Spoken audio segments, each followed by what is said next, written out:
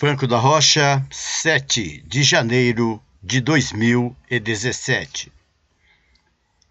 É deveras constrangedor, mas não podemos, como bispo, como capelão, nos omitir ante a esta verdadeira tragédia, a este verdadeiro crime humanitário, nestas 96 mortes que aconteceram nesta semana, e onde tenho notado, tenho visto, de uma certa forma, comentários azeirosos de pessoas com falta de conhecimento o que é direitos humanos. Qual é a legislação que vige nacional e internacionalmente a questão dos direitos humanos? Não importa se a pessoa esteja presa, se cometeu delito, ou se ela é de ilibada moral, acadêmica, cheia de títulos e PhDs, mas que fala um monte de besteira, sem o mínimo conhecimento do que é os direitos humanos no Brasil. Para tanto, eu quero gravar esta matéria, feita por jurista de renomado conhecimento, de ilibada moral, advogado e que milita na área dos direitos humanos. É preciso saber que a violência contra os direitos humanos no Brasil começa na periferia, e estes críticos não passam na periferia, e quando passam de carro blindado ou de helicóptero, evitando se contaminar ou querendo se proteger de uma bala perdida ou de um tiro direto. Os direitos humanos é aviltado pelo poder público na periferia quando não dá solução para a fome, a miséria, o analfabetismo, a violência contra as mulheres, a violência contra a criança, a pedofilia, o trabalho escravo infantil, o tráfico de crianças, o tráfico de órgãos, a chacina contínua contra o negro. Aqui em São Paulo, o negro de periferia que mora em comunidade não pode entrar em shopping. Se forem 4, 2 entram e 2 ficam para fora. Aparecem esses oportunistas no momento que acontece essa tragédia patrocinada pela chamada grande mídia, capitaneada pela Rede Globo de televisão. E vem falar de direitos humanos, que a família dos presidiários não tem direito, que as famílias do presidiário têm que morrer. Então, o que acontece no Brasil hoje, em face desta chacina contínua que acontece dentro dos presídios brasileiros, verdadeiras masmorras da Idade Média, é a intolerância correlata à xenofobia. Aliás, os brancos, de uma forma geral, da classe média alta e do pico da pirâmide social, têm horror a pobre. Ele tem horror à periferia. Ele fala de direitos humanos, mas nunca levantou uma pena sequer a favor de que os direitos humanos sejam respeitados na periferia, lutarem por uma política pública estabelecida contra a injustiça social que vivemos todos os dias. Esta matéria é de Romualdo Flávio Dropa, jurista. Direitos humanos no Brasil, a exclusão dos detentos. Meus amados e queridos amigos, o sumário desta matéria.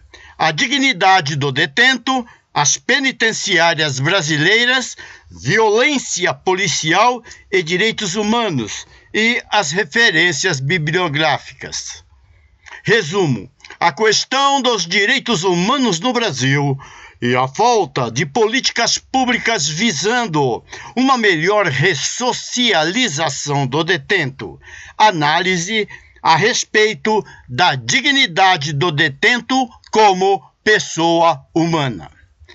A dignidade do detento. O apóstolo Paulo de Tarso, em Cartas aos Hebreus, diz: lembrem-se dos presos, como se vocês estivessem na prisão com eles. Lembrem-se dos que são torturados, pois vocês também têm um corpo. Esta importante lembrança cristã se choca com o antigo preceito que domina a nossa sociedade. Preso bom é preso morto. Infelizmente, a sociedade brasileira encontra-se doente, imersa em estigmas que ela própria criou, frutos de uma educação falha e depreciativa em certos casos. A sociedade brasileira, ela perdeu-se, se é que um dia realmente deteve, sua autoestima. Não existe mais orgulho em ser brasileiro, salvo em vitórias desportivas, onde o ego do brasileiro é preenchido por uma medalha no peito de um atleta que o representa. Ser brasileiro é viver intensamente cada segundo deste país, não apenas se alegrando nas aventuras eventuais das conquistas no esporte, mas em todos os momentos da vida desta nação. Há 500 anos, a cultura desta nação começou a se formar, mas ainda hoje não podemos afirmar categoricamente o que é ser brasileiro. Ao contrário de nos orgulharmos, ser brasileiro passou a ser o reflexo do pensamento errôneo que os estrangeiros, principalmente europeus e americanos, nutrem a nosso respeito. Brasileiro é ladrão, é malandro, é bandido. Estes povos não têm culpa de pensar assim. A culpa é nossa. A culpa é minha e a culpa é sua. Grifo meu. Porque deixamos que eles pensem assim. Ao invés de vendermos a imagem de um povo heróico, possuidor de um braço forte, como quer nosso hino, permitimos que o Brasil seja visto como a terra das desigualdades.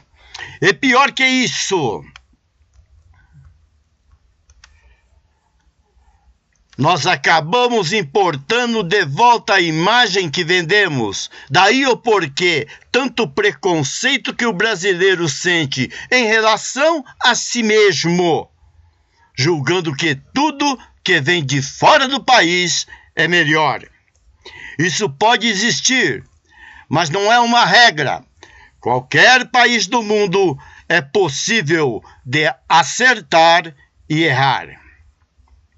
E a imagem de que todo bandido merece morrer está intimamente ligada a este estigma que nós próprios criamos contra nós mesmos.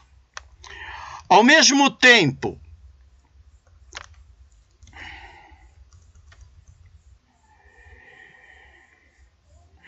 desculpem.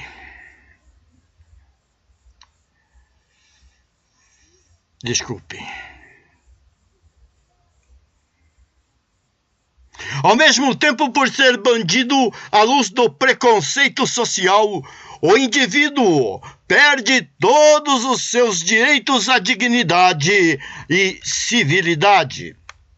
O reflexo deste pensamento se dá, hoje na horrível condição pessoal em que se encontram os detentos de nosso país, jogados e esquecidos nas masmorras do desrespeito, esquecendo-se eles próprios de que são seres humanos. O resultado não poderia ser diferente. Ao invés de se reabilitar, o detido passa a nutrir um ódio cada vez maior pela sociedade que o colocou ali. Em sua mente, movido pela força natural de seu raciocínio, a sociedade não lhe deu emprego, educação ou qualquer condição que lhe garantisse a subsistência. O crime que cometeu, ele foi motivado pela própria sociedade e ele não o teria praticado se esta mesma sociedade não lhe tivesse motivado. Os presos precisam de ajuda, de respeito, apoio físico e psíquico para terem esperança de recuperarem sua moral, a paz de seu espírito e o reequilíbrio social. Infelizmente, não é o que acontece nas penitenciárias deste país. A lei penal e as formas de sua aplicação devem atender às exigências da vida pessoal e social de cada condenado e mesmo daqueles detidos de forma provisória. Para isso, são necessários critérios para que se alcance o desenvolvimento social capaz de acabar, de uma vez por todas, com a ideia de que preso bom é preso morto. Um pensamento de exclusão absoluta destes indivíduos que lhes nega toda e qualquer forma de dignidade, porque hoje se encontram isolados da sociedade. Não é simplesmente isolando estas pessoas que se garantirá a ordem social, pois um dia grande parte deles se reintegrará novamente à comunidade. A questão é reformar os valores éticos ou morais de nosso povo, despertando sua consciência para o fato de que qualquer nação só se faz grande a partir do respeito à dignidade de seus filhos, sejam eles livres, detidos em sua liberdade. Fora disto é xenofobia, fora disto é intolerância correlata, intolerância social, intolerância de raça, de cor e religiosa. O sistema carcerário no Brasil hoje está falido. Grifo: a ministra Carmen Lúcia disse que o Brasil vai explodir. Não é uma profecia, é uma realidade. Na passagem de anos, 60 mortos. Nesta semana, mais 36 mortos, são 96 mortes dentro do presídio e não sabemos onde isto vai parar. Mudanças radicais se fazem urgentes neste sistema prisional brasileiro, pois as penitenciárias se transformaram em verdadeiras usinas da revolta humana. Uma bomba relógio que o judiciário brasileiro criou no passado, a partir de uma legislação que hoje não pode mais ser vista como modelo primordial para a carceragem no Brasil.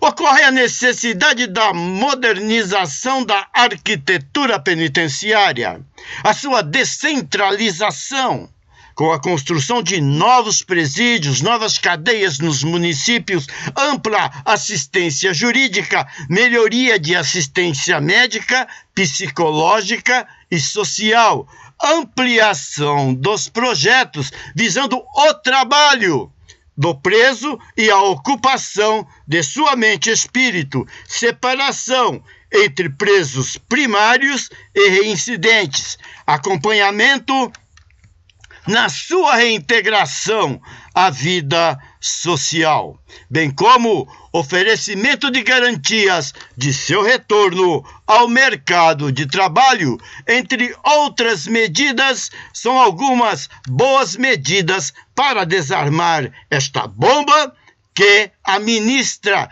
presidente do Supremo Tribunal Federal, a maior corte de justiça do país, disse nesta semana, quando esteve em Manaus. E estando ainda em Manaus, aconteceu em Roraima mais uma chacina no presídio.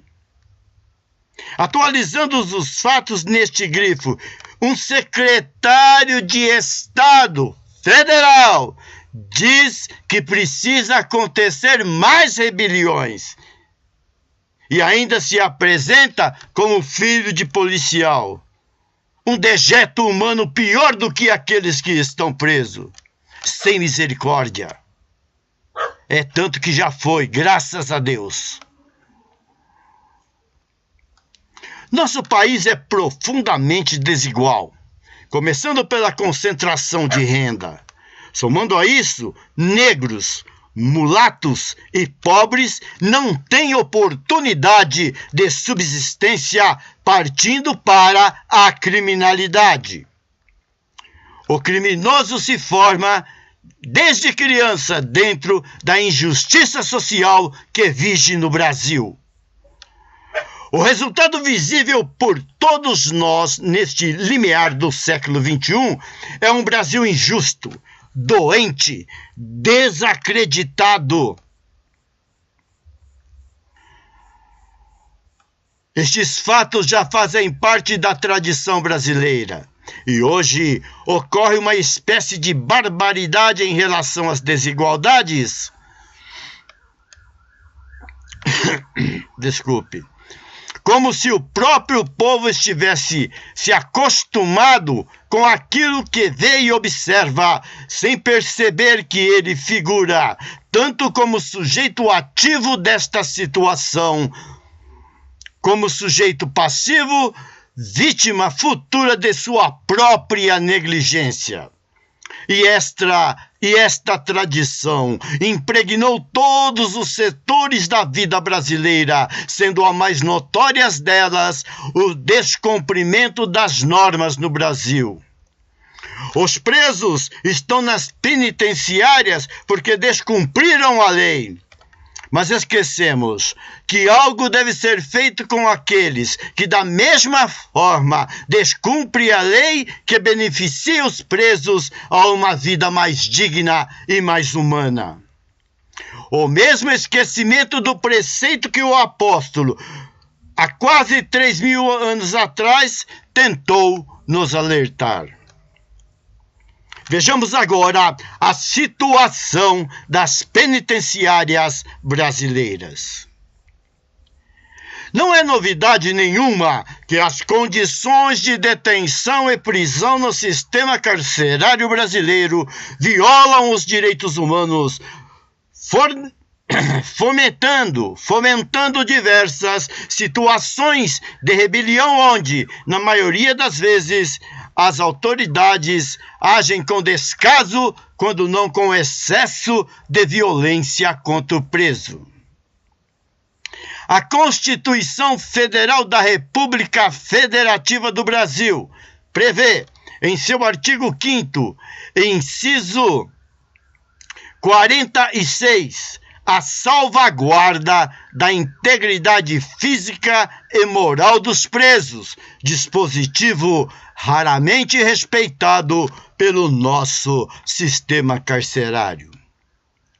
Chamar nossas cadeias de penitenciárias de prisão é um elogio desmerecido. O que existe no Brasil são verdadeiras masmorras, depósitos humanos de excluídos formalmente separados dos presos desviados, ou seja, aqueles bons cidadãos que por uma razão ou outra cometeram um equívoco e tiveram a sua liberdade privada. São os chamados presos especiais, com direito a regalias como comida especial, televisão, jornais, revistas e outras regalias que não cabem ao denominado povão. Segundo dados do Instituto Brasileiro de Geografia e Estatística de 1994, sobre a situação carcerária em nosso país, dos 297 estabelecimentos penais existentes no Brasil até aquela data, 175 se encontravam em situação precária e 32 ainda em construção. A população carcerária girava em torno dos 130 mil presos, dos quais 96,31% eram homens, 3,69% eram mulheres.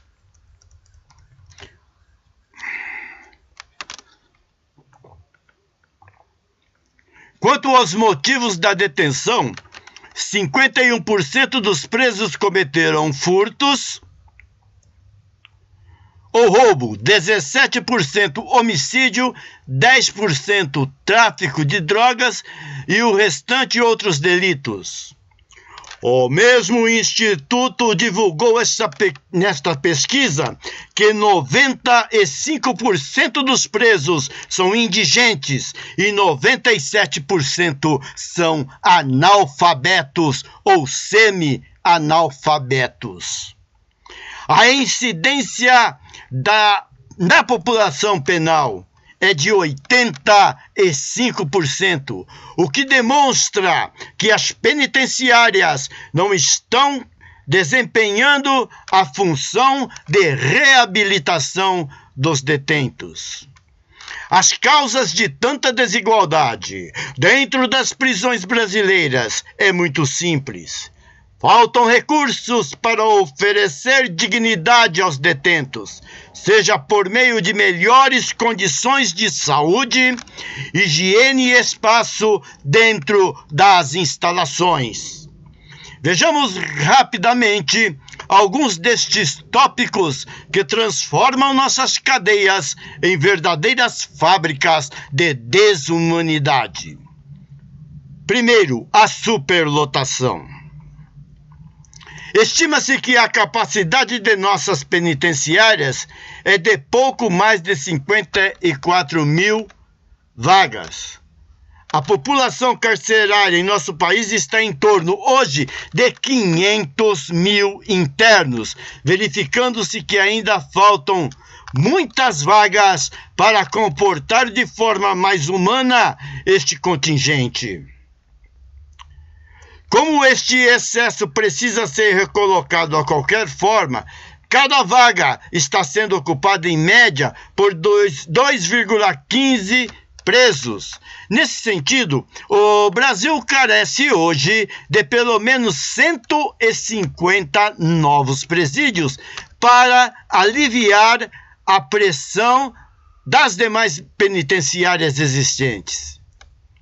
Entretanto, estes dados não são confiáveis, pois alguns setores extraoficiais que trabalham de perto com o sistema carcerário brasileiro afirmam que algumas vagas vêm sendo ocupadas por 5 ou 6 presos, o que configura nossas cadeias como depósito de presos. Eu grifo porque esta correção de 5 ou 6, ela tem que ser atualizada, pois hoje o lugar que cabe 5, 30 a 40 presos estão amontoados lá dentro. A superpopulação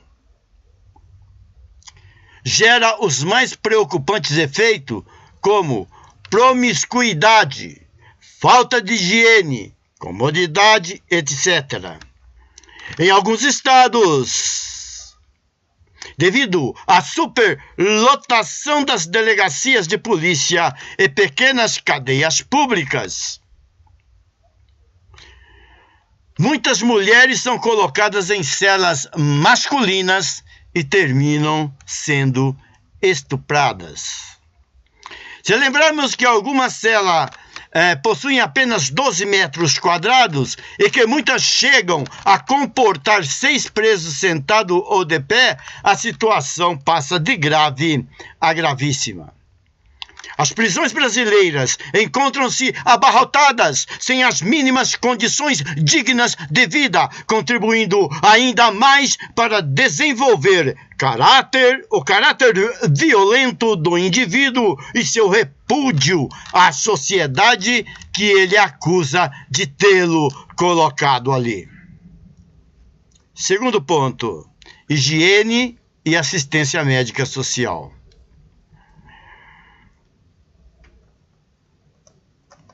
Muitos dos presos estão submetidos às péssimas condições de higiene.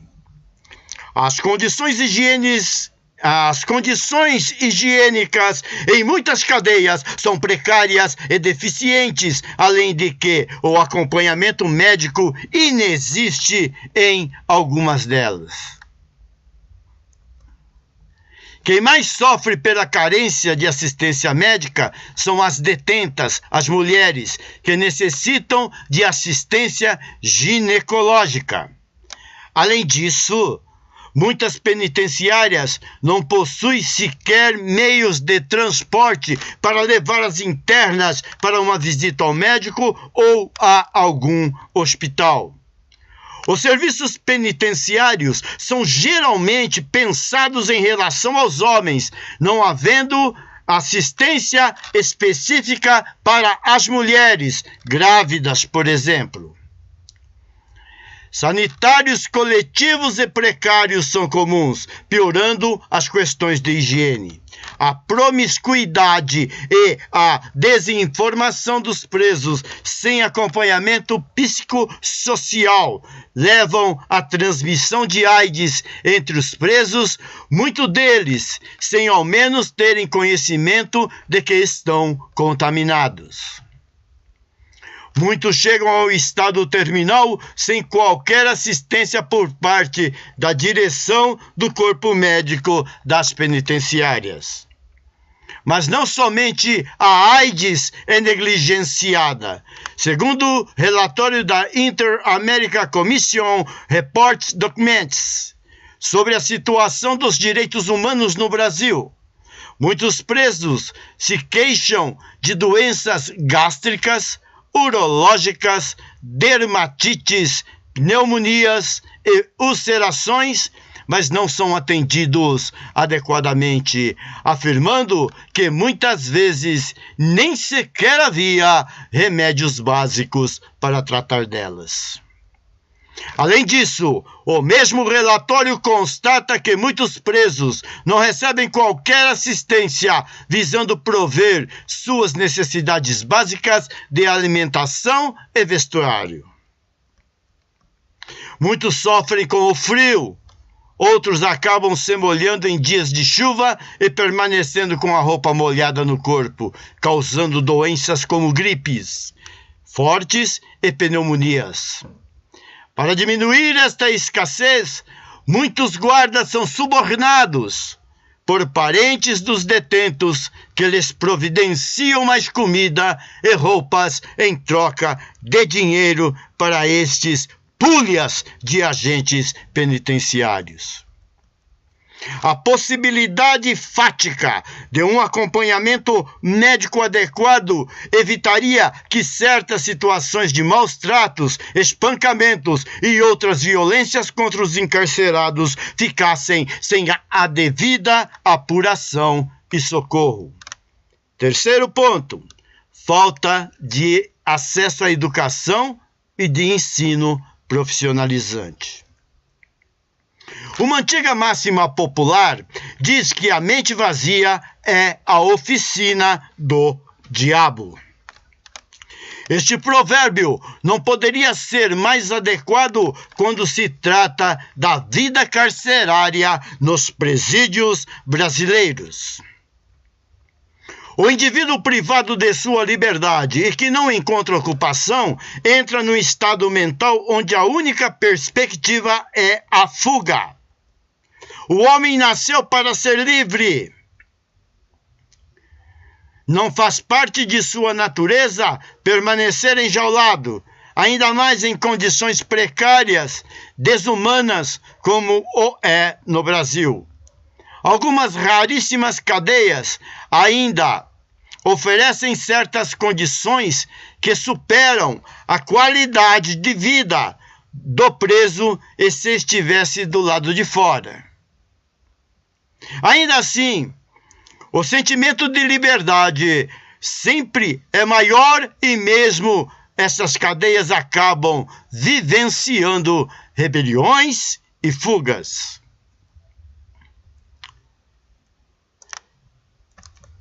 É preciso entender que preso que não ocupa o seu dia, principalmente sua mente, é um maquinador de ideias, a maioria delas ruins, péssimas.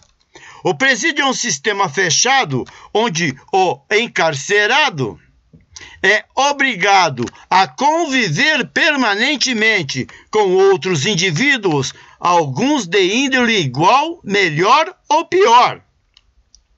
Nem sempre a cordialidade e animosidade é algo comum, gerado por um eterno clima de medo e preocupação constantes, pois o preso nunca sabe se o seu dia, entre aspas, vai chegar.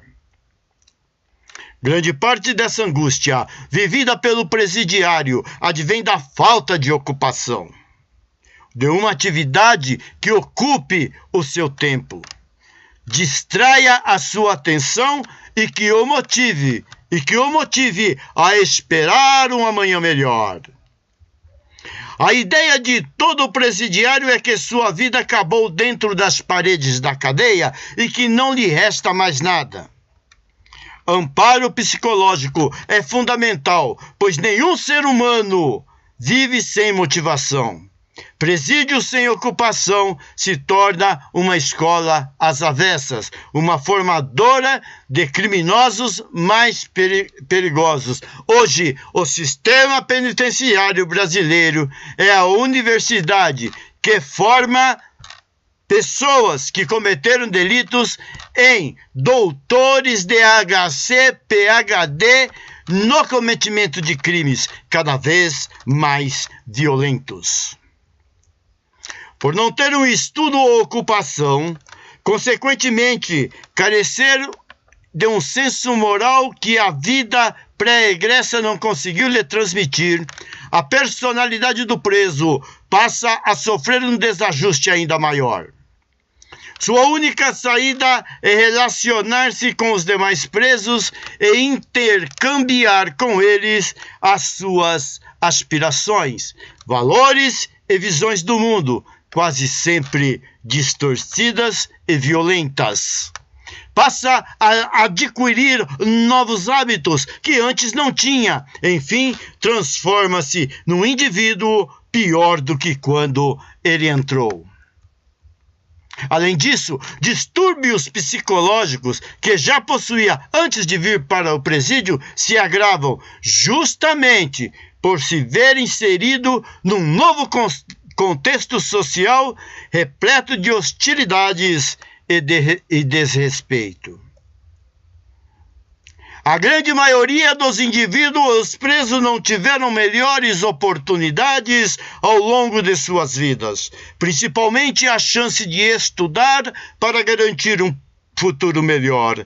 Nesse sentido, o tempo que despenderá atrás das grades pode e deve ser utilizado para garantizar a eles estas oportunidades que nunca teve por meio de estudo e, paralelamente, de trabalho profissionalizante.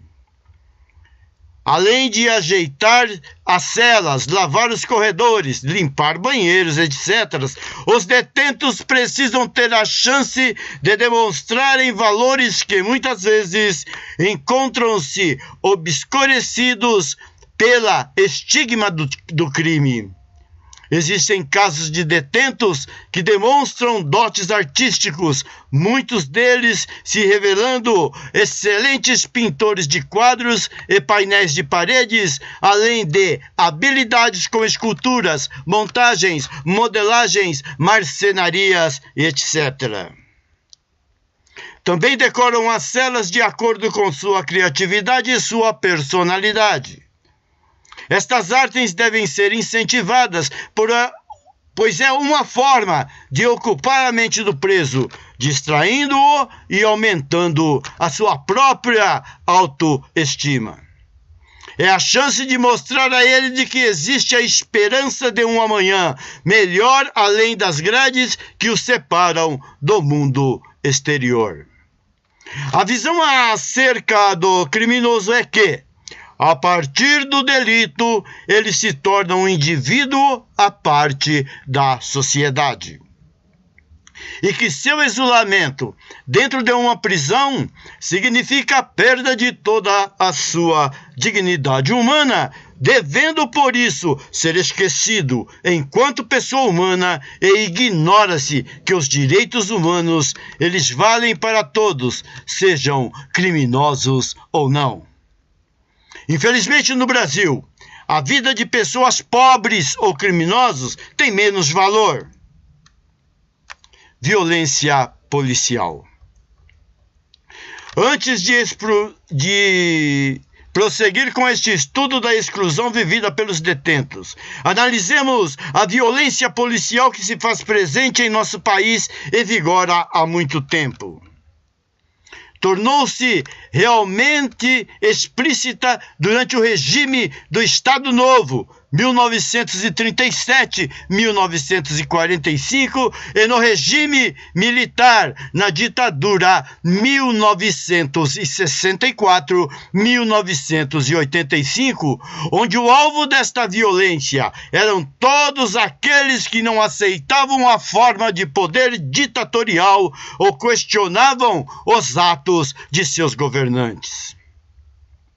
Não se pretende aqui justificar a ditadura, a qual vai imediatamente contra os princípios universais de liberdade convencionados na Carta de 1948, mas deve-se fazer uma diferença entre a violência policial atuante num regime ditatorial e aquela vigente num regime chamado, entre aspas, de democrático. No primeiro, o Estado atua com mão de ferro. Abre e fecha aspas. E o poder não emana do povo. Pelo contrário, ele é superior, ferindo todos os preceitos de um ideal democrático e sujeitando a massa de cidadãos à vontade de um governante dominado pela ideia de conduzir sozinho o destino de uma nação conforme suas convicções particulares. Nada mais natural que a polícia espelhe na prática o real cumprimento deste poder, estando a ele subordinado e por ele seja atuante, sendo mais particularmente evidente no regime militar. Ocorre uma pressão psicológica sobre o indivíduo detentor do poder de polícia e que cumpre os mandos e desmandos de seus superiores em garantia de sua própria integridade. Trata-se mais ou menos de um estado de necessidade, porém sob violência injustificada, visto que nenhuma forma de violência é justificável, a não ser para a proteção da vida e da integridade humana.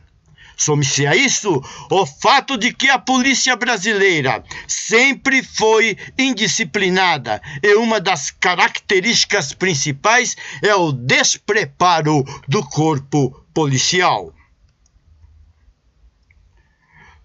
No regime democrático, a aparente, abre aspas e fecha aspas, justificativa para a prática de atos de violência policial em prol da própria integridade, ela não existe.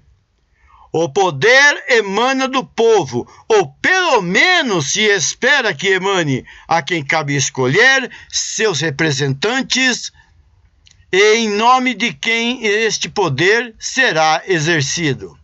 A polícia não existe mais o sentimento intrínseco de cumprir ordens que criem atos violentos pelo simples fato de estar subordinado a um poder superior, inexistindo também o receio de punição pela violência não cumprida. Existe então somente o dever legal de manter a ordem e a disciplina no meio social, sendo a violência arguida apenas em casos extremos de hostilidade e não pelo fato do cidadão usufruir seu direito de liberdade, de ir e vir, de expressão, etc.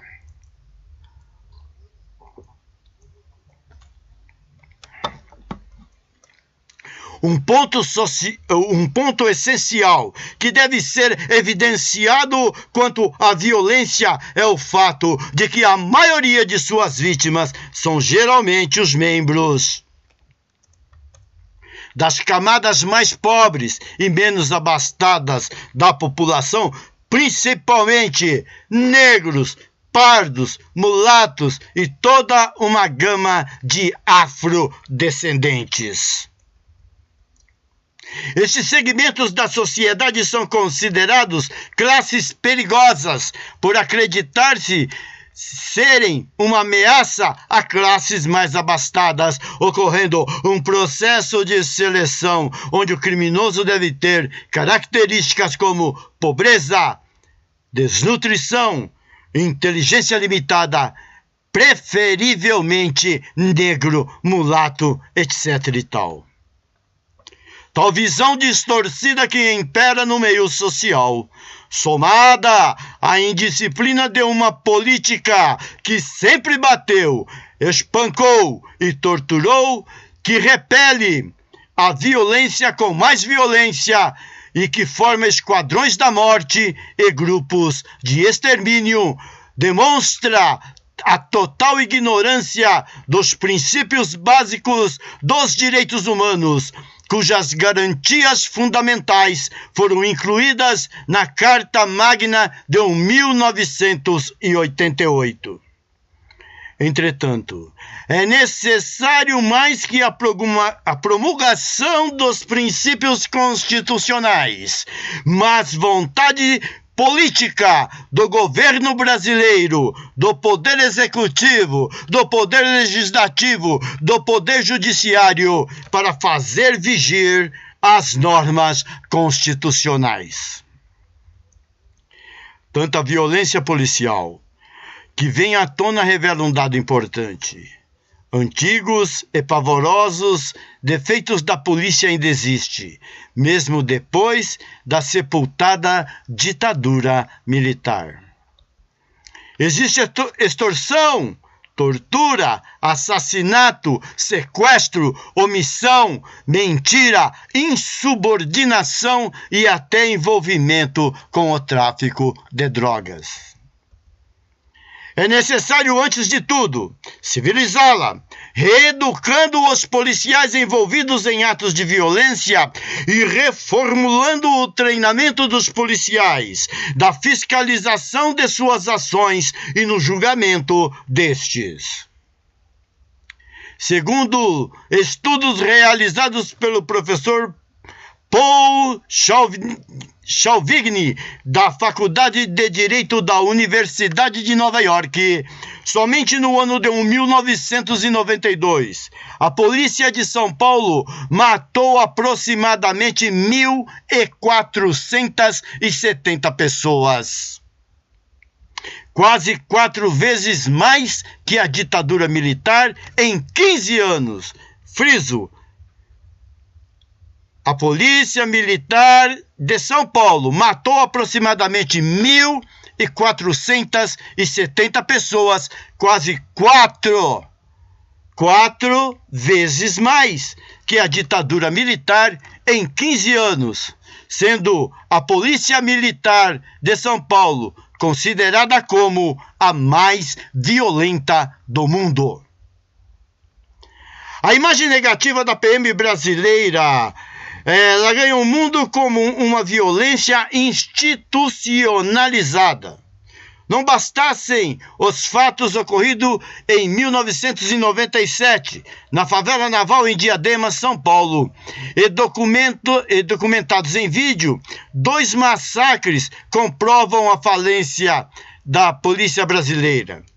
O primeiro foi a chacina do 42º Distrito Policial, onde 18 presos morreram asfixiados em fevereiro de 1989, trancafiados numa cela sem ar na delegacia do Parque São Lucas, Zona Leste de São Paulo. Cerca de 50 presos foram empurrados pela tropa de choque da PM para o interior da cela e trancados. 1 hora mais tarde, quando a porta foi aberta, 18 deles estavam mortos.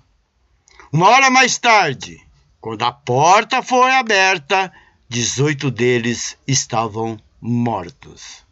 O segundo massacre ocorreu na casa de detenção em São Paulo, quando no dia 2 de outubro de 1992, PMs tentaram conter uma rebelião no pavilhão 9 com tiros de metralhadoras, o que culminou com um saldo de 111 mortos.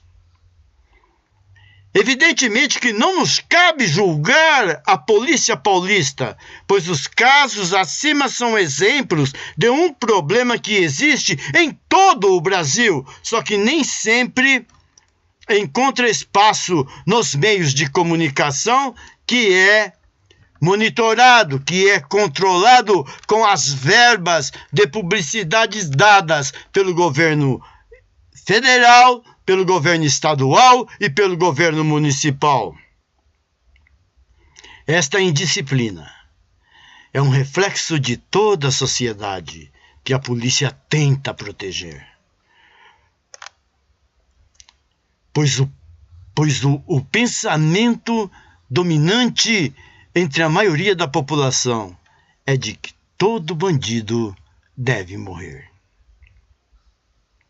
Além disso, nesta disciplina encontra-se ainda a prática rotineira da tortura em delegacias e o fator da impunidade, já que existe o conflito entre a justiça civil e a militar, além da postura condescendente do governo em certos casos.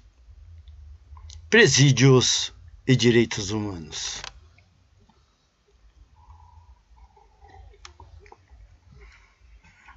Os direitos fundamentais da pessoa humana, garantidos pela Constituição Federal da República Federativa do Brasil, visam resguardar um mínimo de dignidade do indivíduo. Depois da vida, o mais importante bem humano é a sua liberdade. A seguir, advém o direito da dignidade. Infelizmente, dignidade não é algo que se vê com frequência dentro de nossos presídios. Muitas prisões não têm mais a oferecer aos seus detentos do que condições sub-humanas de masmorras, o que constitui a violação dos direitos humanos. A realidade nua e crua é que os presidiários em nosso país são maltratados, humilhados, desrespeitados em sua dignidade. contribuindo para que a esperança de seu reajuste, de sua reeducação, desapareça justamente por causa do ambiente hostil que se lhes apresenta quando cruza para dentro os portões de uma penitenciária. Tanto a qualidade de vida desumana, quanto a prática de medidas como a tortura, por exemplo, dentro dos presídios, são fatores que impedem o ser humano de cumprir seu papel de sujeito de direitos e deveres. Na verdade, diante da prática, o preso brasileiro possui mais deveres do que direitos. A realidade cercando a vida dos detentos não mudará da noite para o dia. Esta mudança requer vontade política, técnica e financeira necessárias, visando objetivos a curto prazo. A curto, médio e longo prazo, mas sem o caráter de absoluta urgência. Se o ser humano é a essência de todas as instituições, o aperfeiçoamento